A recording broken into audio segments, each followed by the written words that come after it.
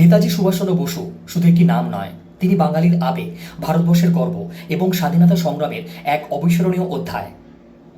আর সেই নেতাজিকে নিয়ে যখন কোনো রাজনৈতিক ব্যক্তিত্বের মুখ থেকে বিতর্কিত মন্তব্য বেরিয়ে আসে, তখন তা মানুষের আবেগকে নাড়া দেবে, সেটাই স্বাভাবিক। সম্প্রতি নেতাজি সুভাষচন্দ্র বসুকে নিয়ে রাজ্যসভার সাংসদ অনন্ত মহারাজের একটি মন্তব্য ঘিরে শুরু হয়েছে তীব্র বিতর্ক। অভিযোগ, তিনি এক বক্তব্যে নেতাজিকে ওয়ার ক্রিমিনাল বলে উল্লেখ করেন এবং তার সশস্ত্র সংগ্রাম নিয়ে প্রশ্ন তোলেন। মুহূর্তের মধ্যে সেই মন্তব্য ছড়িয়ে পড়ে, শুরু হয় তীব্র সমালোচনা। নেতাজি সুভাষচন্দ্র বসু শুধু একটি নাম নয়, তিনি বাঙালির আবেগ। দেশের স্বাধীনতার জন্য যিনি নিজের জীবন, স্বাচ্ছন্দ্য এবং নিরাপত্তা বিসর্জন দিয়েছিলেন, তাকে নিয়ে এমন মন্তব্য কি মেনে নেওয়া যায়? এর বিরুদ্ধে আমরা তীব্র প্রতিবাদ ও ধিক্কার জানাই। বিতর্ক যখন তীব্র আকার নেয়, তখন নিজের মন্তব্যের জন্য দুঃখ প্রকাশ করেন অনন্ত মহারাজ।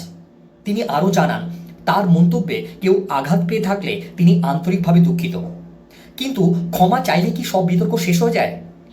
এই প্রশ্নই ঘুরছে এখন রাজনৈতিক মহল থেকে সাধারণ মানুষের মধ্যে। কারণ নেতাজি কোনো নির্দিষ্ট রাজনৈতিক দলের সম্পত্তি নন, তিনি গোটা দেশের, গোটা ভারতবর্ষের। তাকে ভালোবাসেন বাংলার কোটি কোটি মানুষ, তাকে শ্রদ্ধা করেন দেশের অসংখ্য মানুষ। আর সেই কারণে নেতাজিকে নিয়ে বিতর্কের মন্তব্যের প্রতিক্রিয়া শুধু রাজনৈতিক মহলে সীমাবদ্ধ থাকেনি, মুখ খুলেছেন নেতাজির পরিবারের সদস্যরাও। ইতিহাসবিদ ও নেতাজির পরিবারের সদস্য সুগত বসুর বক্তব্য, নেতাজির ব্যক্তিত্ব এতটাই বৃহৎ যে কোনো মন্তব্যে তার মর্যাদা কমে না। মানুষের ভালোবাসা ও শ্রদ্ধায় তার সবচেয়ে বড় পরিচয়। অন্যদিকে পরিবারের আরেক সদস্য চন্দ্র বসু আরও কঠোর প্রতিক্রিয়া জানিয়েছেন।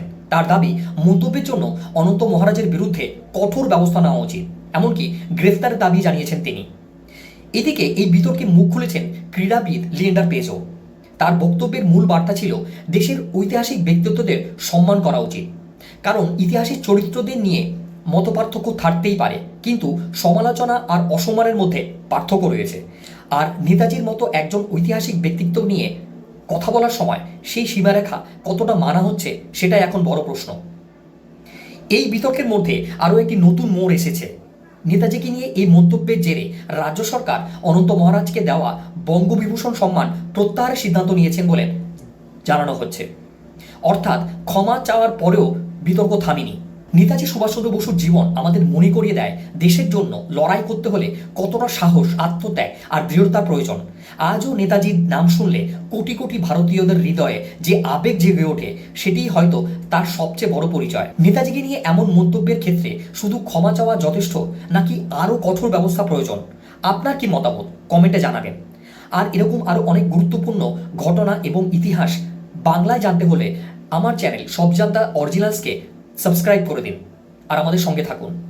জয় হিন্দ।